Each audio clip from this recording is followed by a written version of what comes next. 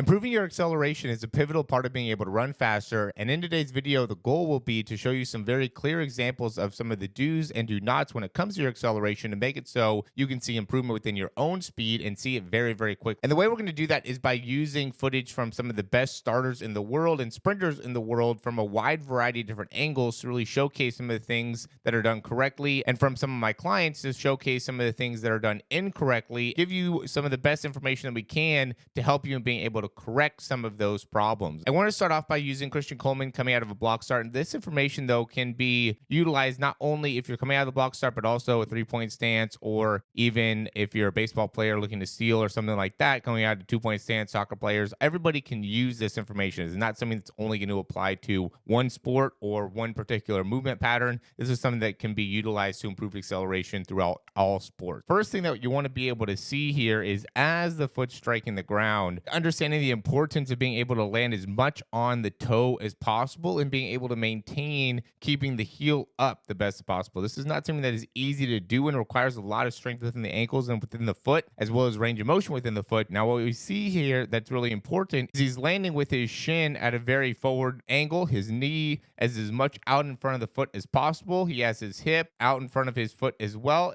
and also has his shoulders and head facing more forward. So instead of it being really downward, right? Sometimes people will end up being too far down with their body. Here we can see that his first movement as he's coming out and up is to get more of an upward movement within his chest as he's getting himself in a position to then land within his first step. Now, to see a back angle, what's important here is really seeing that as his foot's striking the ground, he's landing with that foot very flat, and his foot is going slightly out to the side as that foot is striking the ground. So you don't want to be landing with the foot going inside. We also don't want to be landing with the foot being curved towards the outside part of the foot or be landing more on like the pinky. You want to be landing on the inside part of your foot, more towards your big toe, to make it so then as you absorb, and we can see that knee position, his knee is slightly inside of the toe. And then as he lands, he absorbs the knee going slightly outside. So then he could push off as effectively as possible and as quickly as possible. And we could also see the first action as the leg is coming through is the knee almost comes more in line with the belly button. So it's not necessarily going straight ahead. It's almost going slightly inwards to help be able to get more range within that first step. So instead of going just straight outwards with that step, you really want to kind of come slightly inwards and then transition to outwards to make it so then we can get as much range as possible, but still maintain a lot of quickness. One of the things that I'll tell athletes is as your right foot is striking the ground in this particular case, you really want to be swinging that left hip all the way around to effectively get that knee to come all the way forward and through and make it so then, again, you're able to get good range on those steps. So if you're late with getting those hips to rotate and late to be able to get your knee forward and through, then you end up landing a little bit short within these steps, and it also impacts how much speed you're able to effectively get up to. Within those first 3 steps, so the top athletes are able to get to about 70 to 80% of their max speed, and that just shows how explosive you need to be within these steps to make it so then you'll be able to effectively get to your top speed. Another important part of being able to have great acceleration is being able to master the push off. So we could see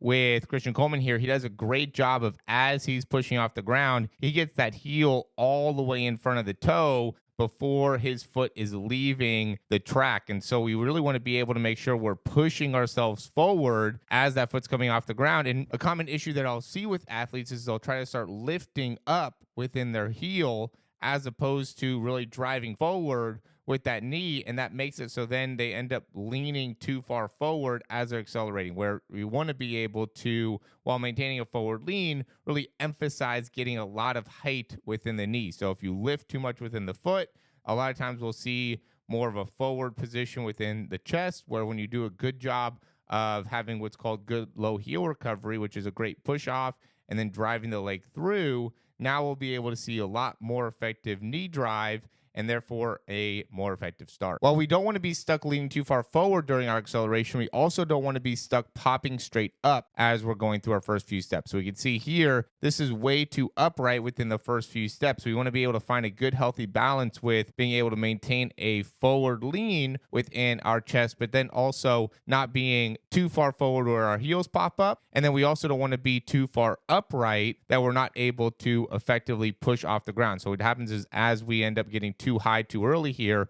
we're not able to get the same type of angles within that push, which is going to impact how well we're able to accelerate and how much distance we're going to be able to cover within those first few steps. When it comes to distance, really it comes down to how well we're pushing and the ability to get great effective knee drive, where when it comes to having good quickness, that is going to end up going into where our spine position is and our overall center of balance. Now, another critical component of acceleration is going to be the concept of closing the gap, which means that as your foot is landing on the ground, we really want to be very quick to be able to get the knees to be essentially as close together as possible. So the better you could be at when the foot's striking the ground, making it so your knee isn't too far back behind and really making it so the knees are as close to even as possible is really a great way to be able to see how much time you are spending on the ground. So when you're striking the ground here, what's important is being able to cover both distance as well as limiting foot contact time. I usually tell people you want to be on and off the ground at about 0.14 seconds. We could see here with Noah Lyles where he's at. He probably lands at about 6.7 seconds, and then he's back off at about 6.86. So he's about 0.17 seconds there instead of the 0.14. So it's a little bit long. That concept of being able to close the gap goes into when the foot's striking the ground, where is the transition knee or the leg that's going through the swing phase of foot that's off the ground, where is that knee when the foot's striking the ground? The best starters in the world are able to get that knee to be as close to the front leg as possible, which means that you are effectively closing the gap, therefore not spending too much time with your foot on the ground. And another important part of this is going to be how much distance are you covering. So you want to be able to get an understanding of how much time you're spending on the ground. And then we also want to be able to get a good understanding of, with the amount of time that you're spending on the ground, how much distance are you covering. We put too much focus on just having foot contact time, but we're not covering any distance. That's not going to be great for acceleration. And if we are just trying to cover too much distance and spending too much time on the ground, that's also not going to be great for acceleration. And so you could see what they did here is they made it so he has kind of a line that he's trying to get to within his third step, and then a line that he's trying to get to within his fourth step to make it so he's able to effectively cover distance, get out in front of him well as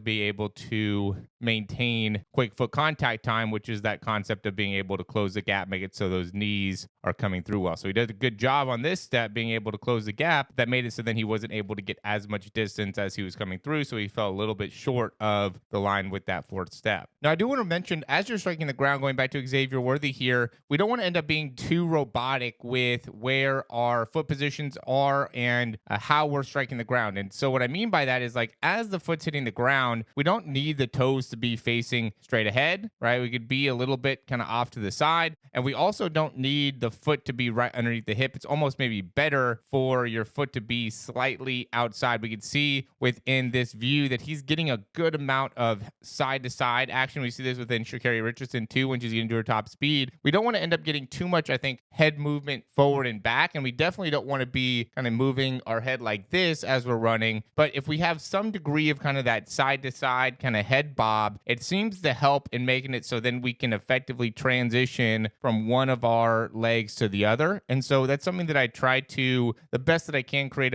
a rhythm within for athletes to be able to make it so they can understand that that's something that you can use to help you with your acceleration. But again, we don't need to be too focused on landing with the toe facing straight ahead. I do think it's important to be landing on the front part of the foot. I do think it's important to be landing on the inside part of the foot. But if the foot is slightly turned off to the side, if our foot is slightly outside of our hips, I think that those are things that can be beneficial when it comes to our acceleration. Now, an underrated part of this is how we're using the arms, especially within those first couple steps. So we really want to make sure that we're getting that first movement with our arms going as much forward as we can. It's going to be different different depending on what the action is. If we're coming out of a 4-point stance in comparison to a 3-point stance, but really getting outwards and forward with that elbow is an important part of being able to get the momentum coming straight forward and through. We don't want to end up spending too much time with the hand going back behind, but that first action we end up having typically a little bit more range. But I think putting a big focus on getting your elbow to come forward ends up being the most important part of being able to effectively accelerate. And then with that, we want to be able to just be quick with the arm actually coming back. I see a lot of times people will end up getting a little bit too wide with their arm swing, which will end up negatively impacting the ability to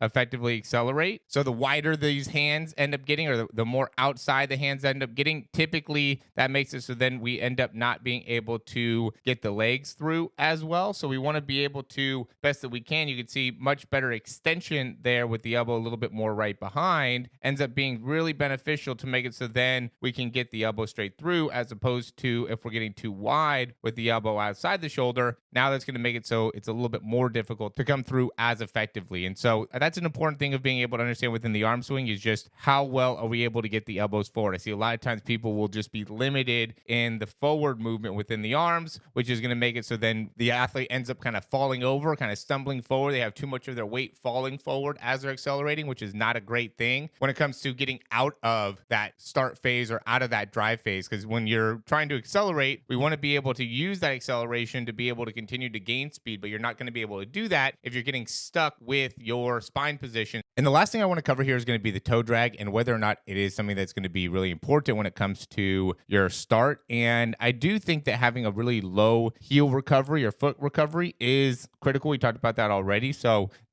as the foot's coming off the ground, we could see that Christian Coleman's really putting an emphasis on being able to push forward here and really spending very little time on the ground. So as soon as one foot comes off the ground, the other foot is striking the ground. So it's just putting a big emphasis on pushing. In order to do that, he's having a bit of a toe drag where that foot kind of drags against the ground. I do think that there's good drills that you can do to help you in improving your start. And a lot of that has to do with more of a toe drag type of a position, but it's not something that is critical for you to be able to have a great start, is for you to have a toe drag. What is critical is for you to have a low heel recovery. And so just to kind of summarize the things that we went over, I know we talked about a lot of different things here. And so I just really want to quickly go over everything that we talked about when it comes to your acceleration, being able to do it effectively. The first thing is going to be how we're landing on the foot and making sure that we're landing with as much of our weight forward as possible, keeping that heel up off of the ground. And also when we look at the back view, making sure that we're able to land with the knee even with the foot or even inside of the foot. And then from there, allow the knee to go outside of the foot, outside the hip as we're pushing off, and maintaining a good heel position here. So as our foot's coming off the ground, we really want the heel to be going slightly inwards and forwards. We don't want it to be going too much outwards or even really dropping too much inwards. We want to be able to maintain a good upward heel position as the foot is coming off the ground, so it's coming straight through. And then when our other foot is striking the ground, we really want to close the gap,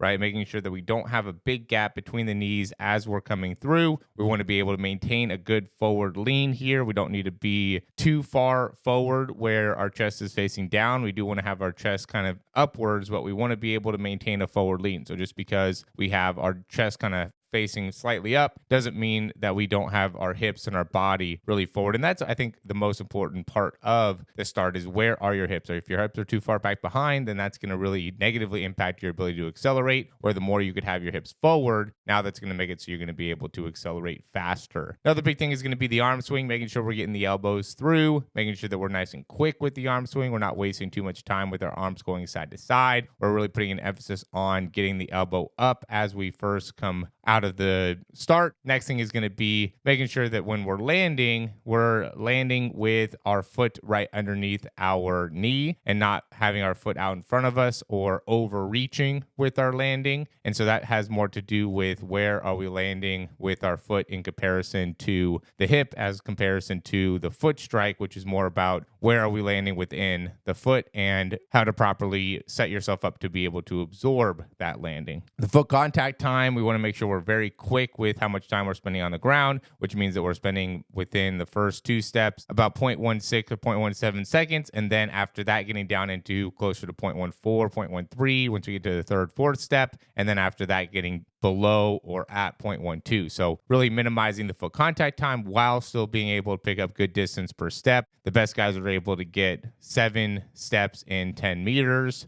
I also think that getting about 4 steps in 5 yards or 4 steps around 5 meters is a good distance to be able to cover. I do think when you're talking about your ability to accelerate, it's more about quickness than it is distance. And that goes into not overreaching, that goes into being able to effectively push off the ground and really putting an emphasis on pushing off the ground instead of really putting more of an emphasis on reaching or getting more distance or trying to strike the ground with too much force. I think that it's more about pushing out than it is about how much force you're generating into the ground. And then the last thing is put an emphasis on low heel recovery, high knee drive, fast knee drive, really pushing the knee through as the foot's coming off the ground. These are all the key things that we're going to go over or that you want to be really isolating when it comes to your acceleration and kind of checking off and to make sure that you're doing them well. So this is a lot of information here. We gave you a lot of visuals, a lot of good things to be able to help you with your acceleration. If you like the video, go ahead and click that thumbs up, subscribe to the channel, and we have more videos here that will be able to help you out in understanding how to be able to strike the ground well as some of the main parts of the foot contact time, make it so you have a better understanding of the foot contact time. I think those are the two biggest things that we can go off of from this video is how we strike in the ground and how can we better understand the foot contact time to really give more context and more clarity around that, because I think that's an important concept to get in order to make it so you run faster. Thanks for watching. We'll talk to you soon.